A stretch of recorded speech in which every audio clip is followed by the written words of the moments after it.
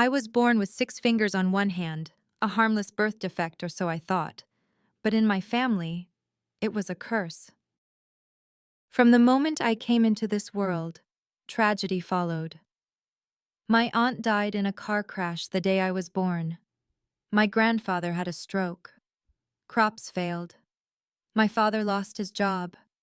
Every misfortune, every stumble they blamed on me. They said I brought bad luck. And when I turned 5, they made a decision that would haunt me forever. They left me in a church pew, with nothing but a note saying I was cursed, and they never came back. For years, I believed I was the problem. But 30 years later, after building a life far from the ashes they left behind, I found out something far worse. They hadn't just abandoned me. They'd stolen something from me, something I had a right to, and they thought I would never come back. But I did. And this time, I brought the truth with me, along with the power to destroy everything they built on top of my pain. You're not going to believe what I uncovered. Make sure you hit subscribe because this story, it's about to blow your mind. My name is Elena Monroe. I am 35 years old, and I was born with 6 fingers on my left hand. Not a deformity that screams horror. Not something that prevents you from living a normal life. Just one extra finger. A harmless quirk of genetics. But in my family, that extra finger was a curse. I was born in a small town called Waycross, Georgia. Blink and you'll miss it: one church, one gas station, and a main street lined with crumbling brick buildings from the 1960s. A town where people still whispered about omens and believed God punished sin with lightning strikes.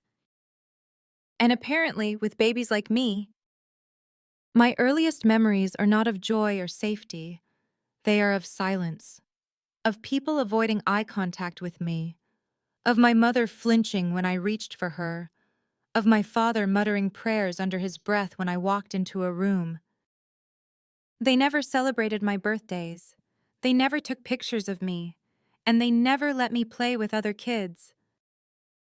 There was only one photo of me in the entire house, and even in that one, someone had cut off the side showing my left hand. When I was 4, my uncle died in a freak car accident. My grandfather had a stroke. My father's crops failed after a sudden drought, and the whispers started getting louder. Elena brought the curse. She's not right. She was born with this mark of something evil. No one said it to my face, but I heard it, in their silences, in the way they looked past me like I didn't exist, in the way even my cousins avoided sitting next to me at church. I was just a little girl. I didn't understand why everyone hated me for something I couldn't control. But the worst day of my life came the summer I turned 5. It was a Saturday morning, and my mother woke me up with an unusually gentle tone. She brushed my hair, put me in a clean white dress with little yellow flowers on it, my favorite, and told me we were going on a special trip. A festival, she said, with cotton candy and balloons and rides? I was so excited I could hardly eat breakfast. I remember asking if I could bring my favorite stuffed rabbit, and my dad just grunted. He never looked at me that morning, not once. We drove for hours, past towns I didn't recognize, past pine forests and quiet highways and fields of wildflowers. I kept asking, "Are we there yet?" And my mom kept saying, "Almost, baby." Then we pulled up to a tall, old building with a white steeple and a heavy wooden door. It wasn't a carnival. It was a church. No lights, no people, just silence and birdsong. I looked up at the steeple and frowned. "Where's the festival?" I asked. My mother didn't answer. She opened the truck door, took a deep breath, and told me to step out and stretch my legs. I did, clutching my rabbit, still hopeful, still trusting. She walked me up to the steps of the church, knelt down, fixed the collar of my dress, and whispered, "Be a good girl. Elena." Then she turned around and walked away. I thought she forgot something. I called after her, "Mommy, wait." But by the time I realized what was happening, it was too late. She got into the truck. My father never looked back. The engine started. The tires crunched on gravel. I ran after them, screaming, barefoot on stone steps. "Please don't go, Mommy." The truck turned the corner and vanished into the trees. And just like that, they were gone. No explanation, no note, no one left behind to catch me when I broke. I sat there until the sun began to set, my white dress dusty and wrinkled, my rabbit clutched to my chest. Eventually, someone from the church found me, called the police, told them a child had been abandoned with no ID, no relatives, no belongings, just a name, Elena. They placed me in the custody of a nearby convent orphanage. That's where I grew up. The nuns weren't cruel, but they weren't warm either. It was a life of routine and silence. I stopped asking questions. When kids asked about my parents, I told them they were dead. That lie hurt less than the truth. Other kids mocked my hand, called me names. I started wearing gloves to hide it. I convinced myself I deserved it. But even as I pretended to forget, the questions never left me.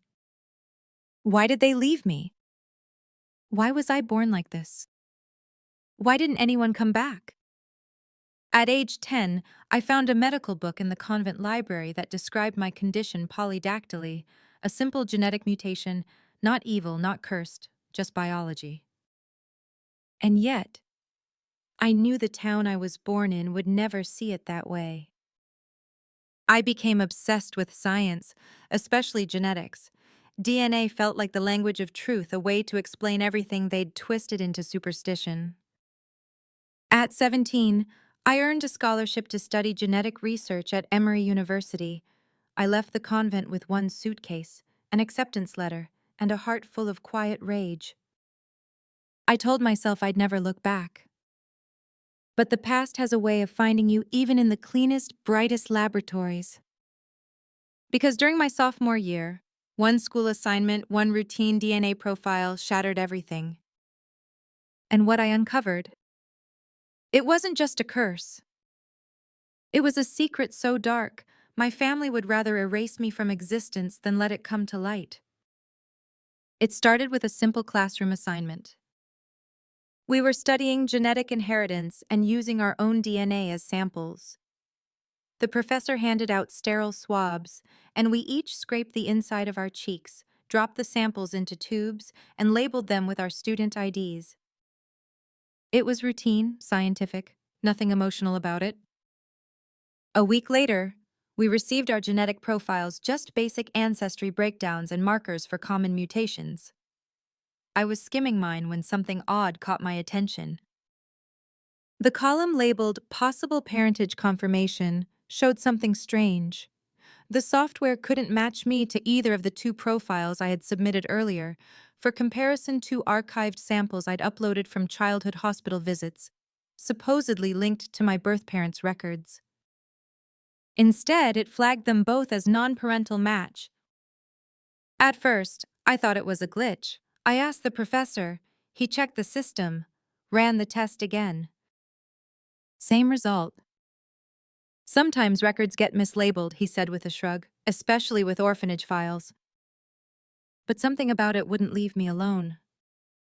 I stayed up all night reading about genetic matching. I reran the raw data through a third-party tool.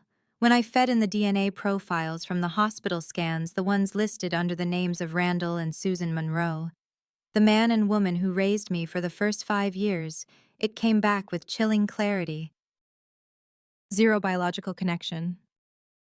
They were not my parents. Not even close. I stared at the screen for hours, frozen. My roommate thought I was sick. I told her I was tired. I told her I was fine. But I wasn't fine. I don't know what hit me harder, the relief or the betrayal. Relief, because maybe, just maybe, I wasn't the cursed child of a twisted bloodline. Betrayal, Because it meant that everything they told the world, every lie they let define me, was a cover-up for something else. And deep down, a darker question began to form. If they weren't my parents, then who was? I filed a formal request through the state's sealed birth record archives. It took months. Red tape, verification. I had to prove I had the right to request it.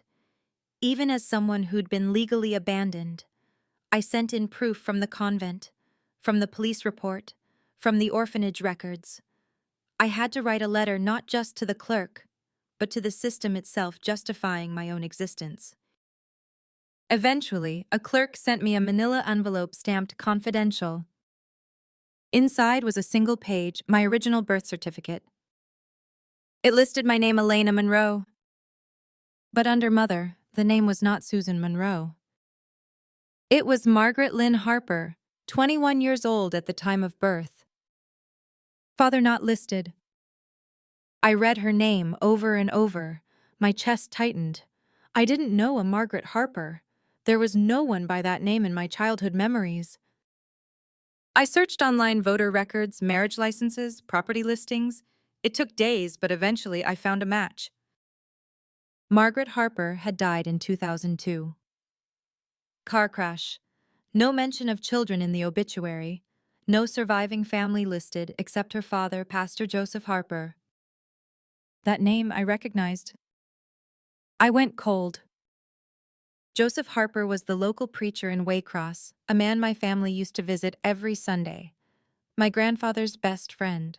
I remembered the way his voice echoed from the pulpit, the way people treated him like a prophet, a man sent from God. Which meant, no way. I dug deeper, and the more I pulled at the threads, the more the entire story began to unravel. Margaret Harper was 16 when she got pregnant. Never said who the father was. Dropped out of school. Disappeared for a while. Gave birth to a girl with a genetic anomaly, and soon after, that girl ended up being adopted by Randall and Susan Monroe, two of the church's most devout parishioners.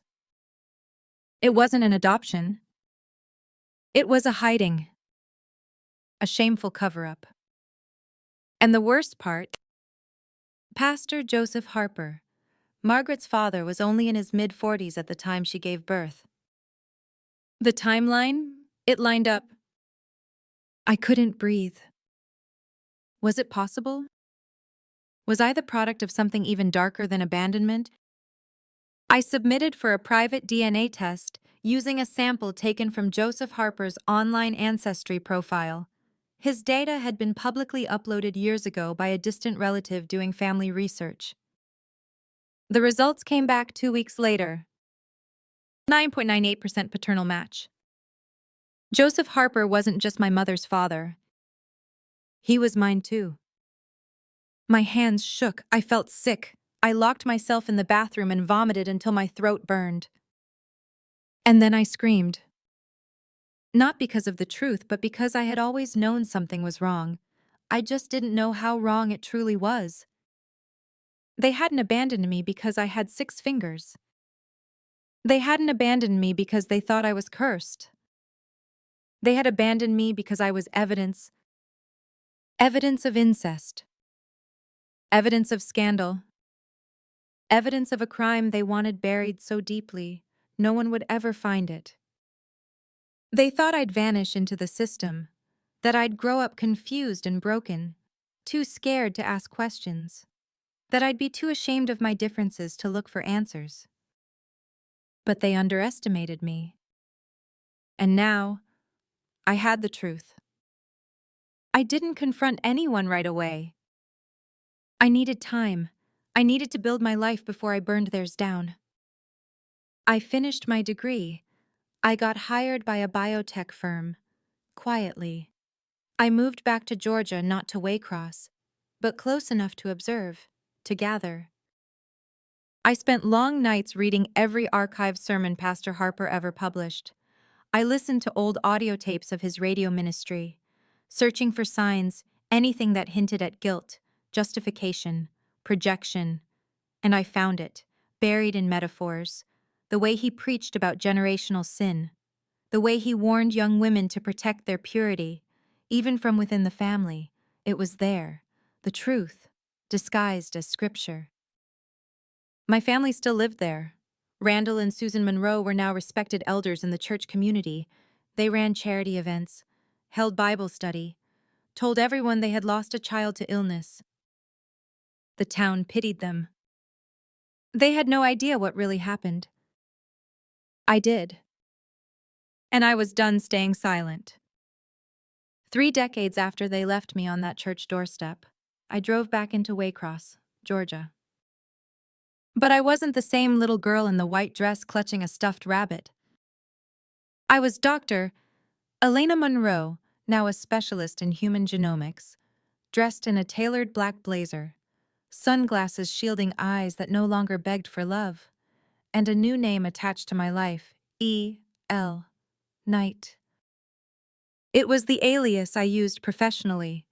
It made things easier. It also meant no one in town would immediately tie me to the child they'd discarded so long ago. That suited me just fine. Waycross hadn't changed much. Same cracked sidewalks, same rusted signs outside the diner, same hollow-eyed stares from people who still lived in the past. But the Monroe household, that had changed. The old wooden house I once cried in had been renovated now, whitewashed with flowers lining the porch and a sign near the driveway that read the Monroe Family Foundation. I almost laughed. They'd turned themselves into philanthropists. According to the local paper, Randall and Susan Monroe were now known for their faith-based counseling services, helping young mothers in crisis. The irony of it so thick I could taste it. Helping young mothers. When they had abandoned their own grandchild born from the abuse they helped cover up. I parked across the street and watched the house from behind tinted windows. Children's laughter echoed from the back, maybe grandkids, maybe some church kids. I didn't know. I didn't care. I wasn't there to play nice. I wasn't there to get closure. I was there to burn it all down, not with fire, but with truth. And truth, I had learned, is far more dangerous than flames.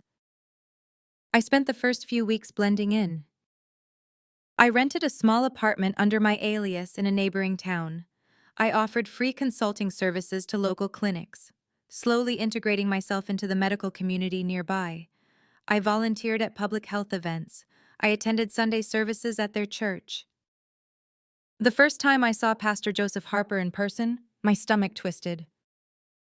He was older now, slower. His hair was white, his voice weaker, but the same fire still burned behind his eyes when he preached. The kind of man who could deliver a sermon about grace while hiding hell in his own bloodline. He didn't recognize me. Neither did Randall or Susan. I'd grown taller, straighter. I'd had surgery to remove the sixth finger years ago. I wore confidence like armor. To them, I was just another well-dressed stranger who had come back to the peaceful town of faith. They didn't know the storm I carried inside. But I wasn't reckless. I didn't want revenge that fizzled in gossip. I wanted impact. I wanted the kind of exposure that left no room for denial. The kind that echoed through every corner of that town and far beyond. So I studied them. I mapped out their movements, their routines. I noted what time Randall locked his office.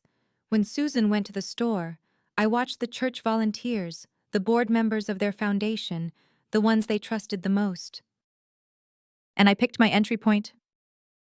Rebecca. The Monroe's oldest niece, in her early 30s, sharp, kind, and, from what I could tell, untouched by the rot at the center of the family. She ran the administrative side of the Monroe Family Foundation. She was also curious, open, and lonely. I volunteered at one of their charity events, a blood drive held at the church's community center. That's where she first noticed me.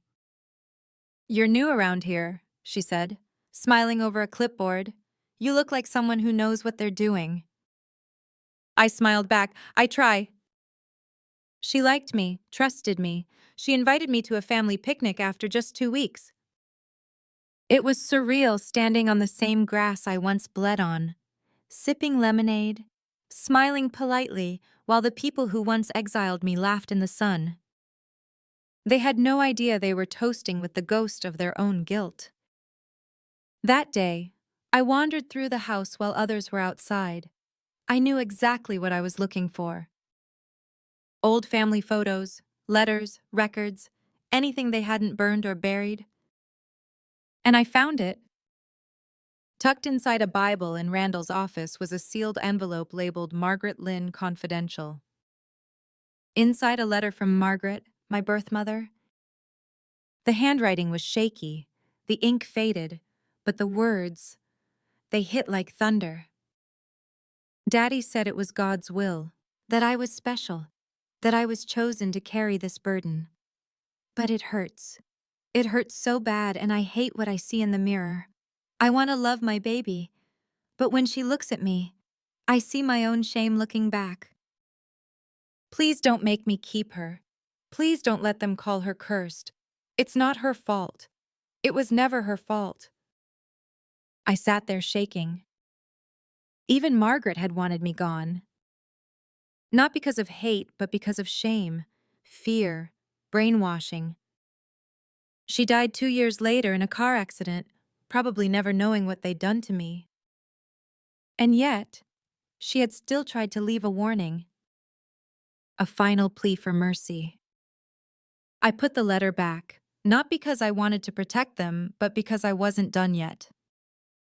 Not until the truth was dragged into the light for everyone to see.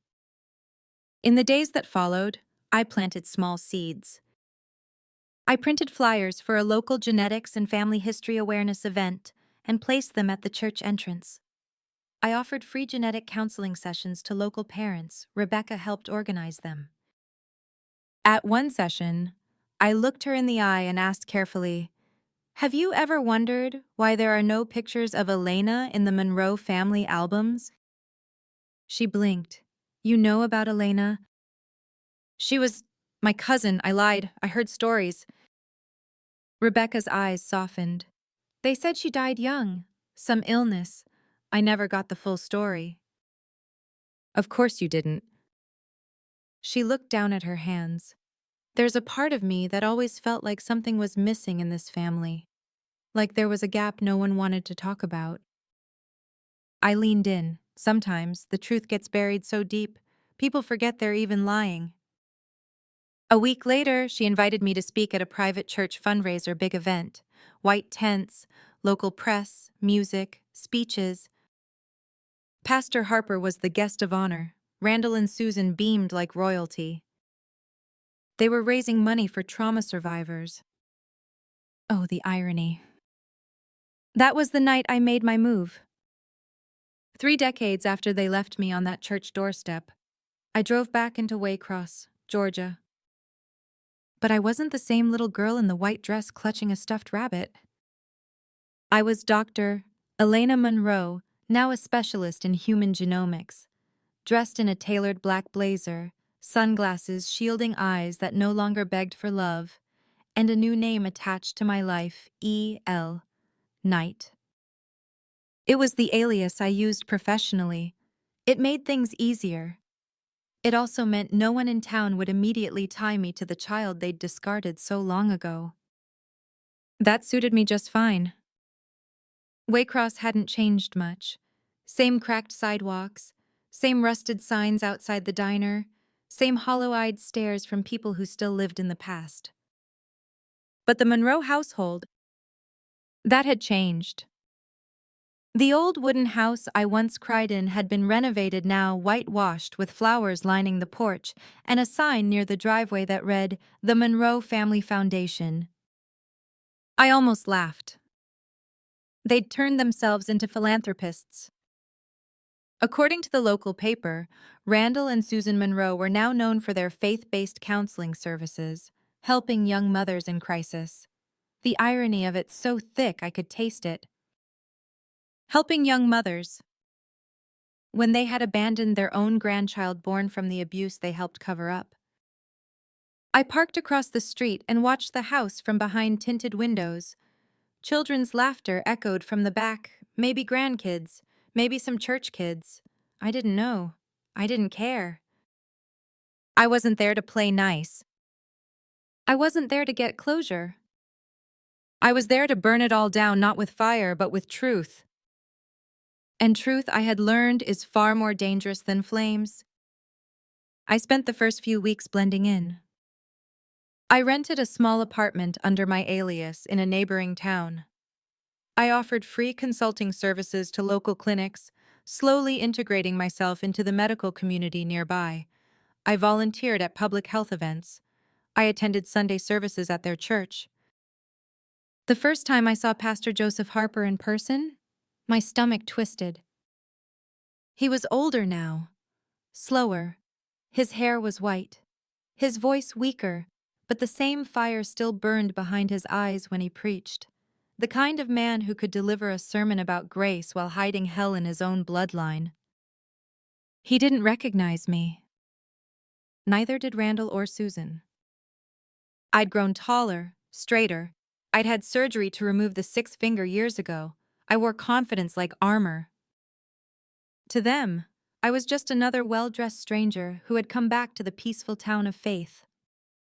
They didn't know the storm I carried inside. But I wasn't reckless. I didn't want revenge that fizzled in gossip. I wanted impact. I wanted the kind of exposure that left no room for denial, the kind that echoed through every corner of that town and far beyond. So I studied them. I mapped out their movements, their routines. I noted what time Randall locked his office, when Susan went to the store. I watched the church volunteers, the board members of their foundation, the ones they trusted the most. And I picked my entry point. Rebecca, the Monroe's oldest niece, in her early 30s, sharp, kind, and, from what I could tell, untouched by the rot at the center of the family. She ran the administrative side of the Monroe Family Foundation. She was also curious, open, and lonely. I volunteered at one of their charity events, a blood drive held at the church's community center. That's where she first noticed me. "You're new around here," she said, smiling over a clipboard. "You look like someone who knows what they're doing." I smiled back. "I try." She liked me, trusted me. She invited me to a family picnic after just 2 weeks. It was surreal standing on the same grass I once bled on, sipping lemonade, smiling politely while the people who once exiled me laughed in the sun. They had no idea they were toasting with the ghost of their own guilt. That day, I wandered through the house while others were outside. I knew exactly what I was looking for. Old family photos, letters, records, anything they hadn't burned or buried. And I found it. Tucked inside a Bible in Randall's office was a sealed envelope labeled Margaret Lynn Confidential. Inside, a letter from Margaret, my birth mother. The handwriting was shaky, the ink faded, but the words, they hit like thunder. Daddy said it was God's will, that I was special, that I was chosen to carry this burden. But it hurts. It hurts so bad, and I hate what I see in the mirror. I want to love my baby, but when she looks at me, I see my own shame looking back. Please don't make me keep her. Please don't let them call her cursed. It's not her fault. It was never her fault. I sat there shaking. Even Margaret had wanted me gone. Not because of hate, but because of shame, fear, brainwashing. She died 2 years later in a car accident, probably never knowing what they'd done to me. And yet, she had still tried to leave a warning. A final plea for mercy. I put the letter back, not because I wanted to protect them, but because I wasn't done yet. Not until the truth was dragged into the light for everyone to see. In the days that followed, I planted small seeds. I printed flyers for a local genetics and family history awareness event and placed them at the church entrance. I offered free genetic counseling sessions to local parents. Rebecca helped organize them. At one session, I looked her in the eye and asked carefully, "Have you ever wondered why there are no pictures of Elena in the Monroe family albums?" She blinked. "You know about Elena?" "She was my cousin. I lied. I heard stories." Rebecca's eyes softened. "They said she died young. Some illness. I never got the full story." "Of course you didn't." She looked down at her hands. "There's a part of me that always felt like something was missing in this family, like there was a gap no one wanted to talk about." I leaned in. Sometimes, the truth gets buried so deep, people forget they're even lying. A week later, she invited me to speak at a private church fundraiser big event. White tents, local press, music, speeches. Pastor Harper was the guest of honor. Randall and Susan beamed like royalty. They were raising money for trauma survivors. Oh, the irony. That was the night I made my move. I didn't leave town with a dramatic exit. No last confrontation, no gloating, no victory parade. I simply checked out of my hotel, took the back road out of Waycross, and disappeared into the rising Georgia sun.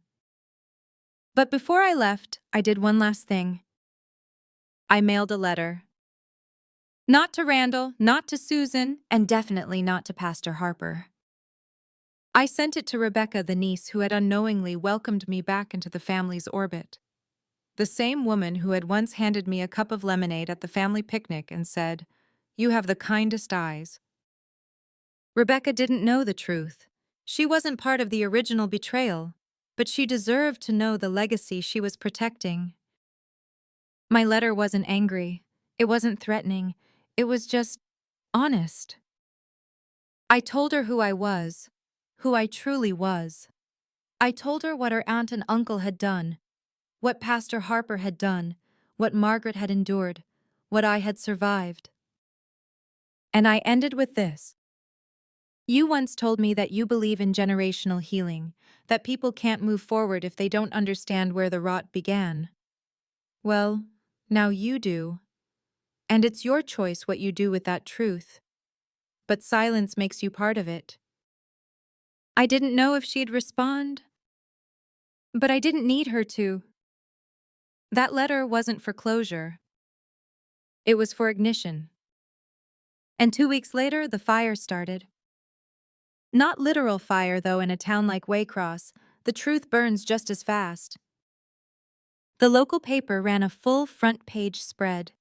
Scandal rocks Monroe family, legacy secret incest, abandonment, and church cover-up, alleged by woman claiming blood ties. It featured a photo of Pastor Harper preaching, a side-by-side DNA analysis, and excerpts from my public statement at the fundraiser. Because yes, I had spoken. But not in whispers. I had stood in front of a crowd of donors, pastors, and church elders, all gathered under white tents strung with fairy lights and flowers. The evening breeze smelled like baked chicken and lemonade. A violinist played softly in the background. I had stepped up to the podium under the guise of giving a short talk on genetic counseling. The microphone hummed. Dozens of faces stared up at me. I looked at Randall, at Susan, at Pastor Harper sitting front and center. And I took a breath. My name is Elena Monroe, and I was abandoned in front of a church when I was 5 years old by the very people sitting in this audience tonight. Silence. Then murmurs, then shifting chairs, then gasps. I reached into my bag and pulled out the DNA test results, printed large and clear. I held them up. I told them everything. About the sixth finger, about the lies, about Margaret, about Joseph Harper. I told them about the medical records, the sealed birth certificate, the letter I had found hidden in a Bible. And I ended with one sentence that shattered the Monroe name forever. I am the biological daughter of Pastor Joseph Harper and his own daughter Margaret. Someone dropped a wine glass.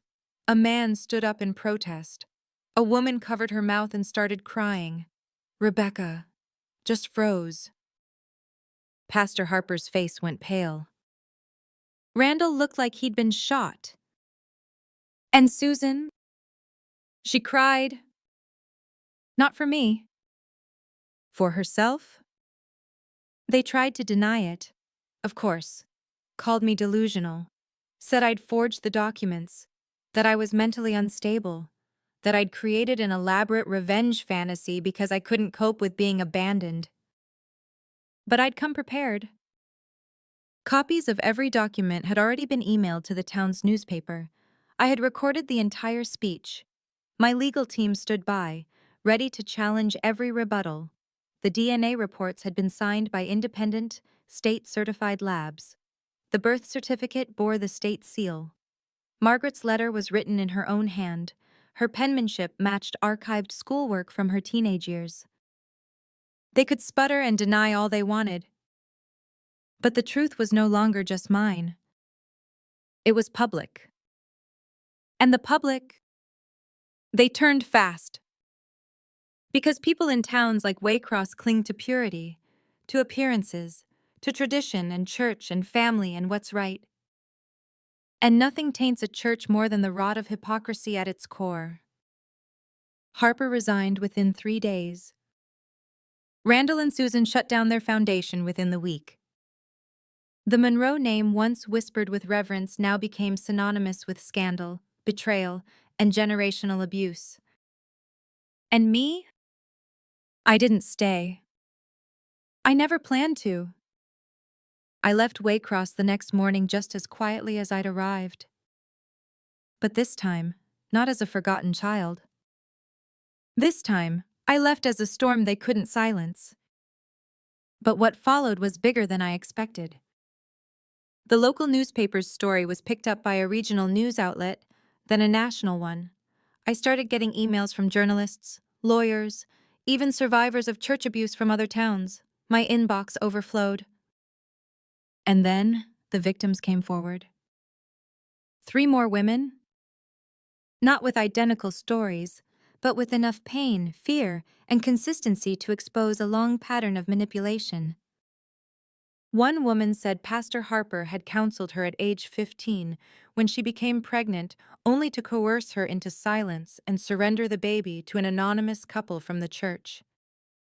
Another said he told her that God sends burdens to the chosen, after she confided in him about abuse from her stepfather, only to later learn that her story had been used in his sermons without her consent. A third described being sent to a religious camp in the mountains after accusing a deacon of molesting her, a camp Harper had personally recommended. It turned out, I wasn't the only secret he'd buried. Randall and Susan tried to do damage control. They issued a press release calling me vindictive and disturbed, accusing me of orchestrating a public smear campaign for attention. They said I was not a reliable source and never officially adopted. But that only made things worse.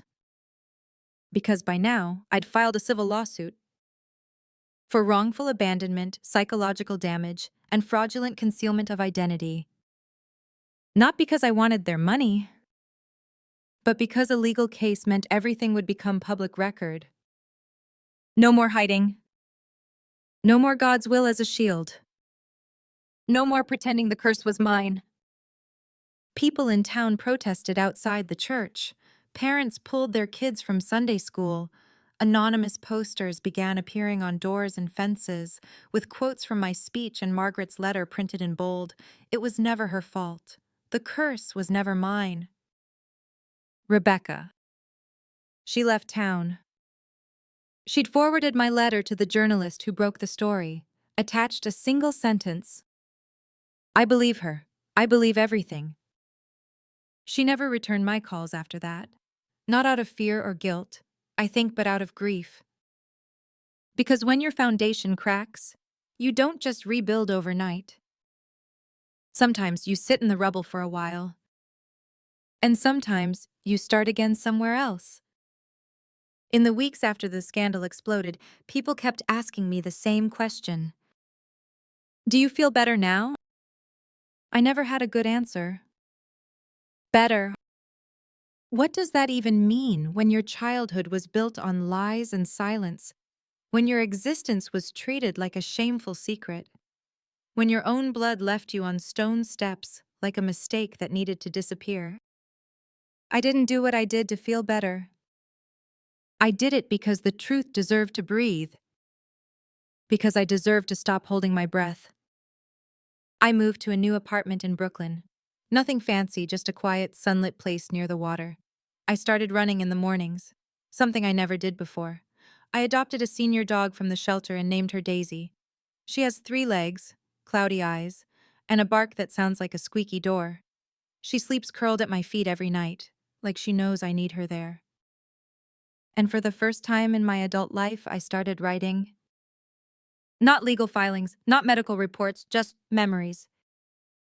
Honest, messy, painful ones.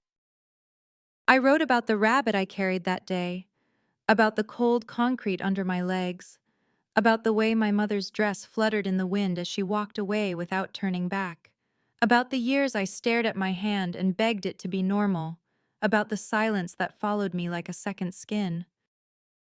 I wrote about anger, but I also wrote about survival, because I had survived. Every lie, every bruise, every rejection. And that meant something. One Saturday morning, I found myself walking Daisy down by the water. The sky was pale blue. The breeze was soft. We passed a small pier, and I stopped when I saw a little girl sitting at the edge, kicking her legs and watching the waves. She had pigtails, sneakers that lit up, and 6 fingers on one hand. Her mother was sitting beside her, holding her hand, laughing at something the girl had said. The sun framed them in gold. There was no shame, no fear, no curse. Just a mother and her daughter sharing a moment of joy. I stood still. It hit me so fast, so hard, I felt the air leave my chest. It was never the finger. It was never me. The thing they feared, the thing they punished, it wasn't in my DNA. It was in their hearts. And suddenly, I realized something I hadn't dared admit for 3 decades. I didn't deserve what they did to me. Not even a little. They weren't protecting the world from a curse. They were hiding from their own guilt. And I had carried that weight for too long. I sat on a bench nearby. Daisy nuzzled against my leg, and for the first time in my life, I cried, not because I was broken, but because I was healing. The kind of crying that doesn't come from pain, but from release. Because there's something strange about carrying guilt that doesn't belong to you. You get so used to the weight of it. You start mistaking it for your spine. You think it's part of who you are. But it's not. It's something someone else put on you. And you get to take it off. That night, I stood in front of the mirror and looked at the scar on my left hand, the place where the 6th finger used to be. For years, I hid it. For years, I wanted it gone. For years, I believed if it wasn't there, maybe my parents would have loved me. But now I saw it for what it was. Proof that I survived. That I endured something most people would never even imagine. That I didn't just escape the fire, I rebuilt myself from the ashes. I started doing something new. Every Sunday, I'd walk to a small park along the East River. I brought a journal, a blanket, sometimes Daisy, sometimes just me. And I'd write to her. The little girl. Me. The one who waited on stone steps and watched taillights disappear. I wrote letters like, "I'm sorry they left you. You didn't deserve their silence. I remember you. I remember everything." And slowly something shifted. One afternoon, I brought a photograph of myself as a child, one of the few that had survived the convent's records. I placed it on my lap, just a tiny girl in a too big dress, with a stuffed rabbit and wide, confused eyes. I looked at her for a long time, and then I whispered, "You didn't do anything wrong? I'm sorry it took me so long to come back for you." Because that's what this journey was really about. Not revenge. Not even justice. It was about finally going back for the girl they left behind. And this time, not leaving her there.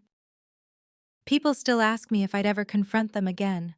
Randall, Susan, Pastor Harper, if he's still alive. And honestly, no. They had their chance to speak. I don't need another apology that comes decades too late. I don't need their explanations, or their tears, or their shame. I have something far more powerful than their guilt. Peace. And peace is quiet. It doesn't scream, it doesn't demand, it just is. It's waking up and realizing you don't flinch when you hear the word family. It's walking past a church and not feeling your stomach twist. It's holding a child's hand, 6 fingers and all, and seeing only beauty. One evening, after a long run, I met someone. His name was Daniel, a photographer. He had kind eyes and a voice that never rushed. He asked me what I did, and I told him I worked in genetics. He didn't press. He didn't flinch when I told him I was adopted. He didn't ask about the scar on my hand. Instead, he said, "You look like someone who's been through something and survived it." We started walking together, then talking more, then silence, the kind that doesn't feel awkward, but full. I don't know where it's going, but I do know this. The moment I let someone in truly in wasn't when they asked the right question. It was when I no longer feared they'd run away once I told the truth. Because I had made peace with that truth myself. And in doing so, I finally forgave the hardest person of all. Me! I never expected to become anyone's role model. When you grow up abandoned, ashamed of your own skin, you don't exactly imagine yourself standing on a stage, speaking into a microphone, being listened to. But life is strange that way. The more I stopped hiding, the more people came forward. Emails, letters, even strangers approaching me after conferences or interviews, women who had been silenced, children who grew up believing they were broken, people who had been cast out for simply existing in ways others couldn't understand. And every time someone whispered, "Your story gave me courage," I felt something I never thought I'd feel again. Purpose. 1 year after I exposed my past, I founded a nonprofit. We named it the Sixth Light Foundation, a reference that still makes people smile curiously. Some think it's a biblical metaphor. Others think it's about science. But for me, it's a reclaiming. The sixth finger that once brought shame now stands as a symbol of light, of visibility, of survival. The goal was simple: to offer support, education, and legal advocacy for individuals abandoned due to superstition, disability, or family shame, especially children. Our first major case: a boy in Texas whose family tried to send him to a spiritual correction camp because he was born with albinism. They said he was cursed, that he drew demons, that his presence made crops die. Sound familiar? We got him out, placed him with a foster family who now calls him their miracle. Sometimes, justice isn't about courtrooms. Sometimes, it's about standing between a child and the lie someone is trying to write on their soul. We partnered with pediatricians, with lawyers, with schools and social workers. We built a national database to track abusive faith camps and secret rehoming practices. We helped pass a state bill prohibiting unlicensed spiritual rehabilitation programs for minors. And we did all of it quietly. No fanfare. Just action. Just light. I still live in New York. My apartment's a little bigger now. Daisy is still here, slower, sleepier, but just as loyal. We walk together every morning. And sometimes, I still pass that same little girl with 6 fingers. now a little taller, who waves at me like we share a secret. And maybe we do. A quiet understanding that we don't have to apologize for who we are. That being different doesn't mean being wrong. That what others called cursed was actually rare, powerful, and radiant. Rebecca and I exchange emails every few months. She's working at a women's shelter in Atlanta now, far from the Monroe name. She never tried to defend her family again. Instead, she chose to do something good with the truth. That's all I ever wanted. Not revenge. Redirection. The kind that says, we don't have to pass down the rot, we can grow something different. She once sent me a photo of a mural painted on the wall of her shelter. It showed a little girl holding a balloon in one hand and a broken chain in the other. Below it, a single quote. Freedom doesn't mean forgetting, it means choosing what comes next. Sometimes, late at night, I sit by the window with a cup of tea and think about the little girl I was, the one who waited on the church steps, the one who stared at every car that passed, the one who thought love was earned through obedience and silence. And I whisper to her, not out loud, just in my chest. You made it! She made it through abandonment, through shame, through the lies written in the bones of her family. She made it through people calling her cursed and turned that word into something sacred. She made it. And because of that, so many others will too. Sometimes people ask why I never legally changed my name. Why I still sign papers as Elena Monroe, the name they gave me. And here's why. Because I refuse to let them own it. That name doesn't belong to the people who abandoned me. It belongs to me now. To the woman who reclaimed it, to the child who survived it, to the foundation that will outlive it. This is the legacy I chose. Not bitterness, not vengeance, but a hand reaching backward in time, not to drag someone down, but to lift someone up. And maybe that's what full circle really means. Not returning to where you started, but standing tall where you once fell and offering your light to someone still crawling in the dark.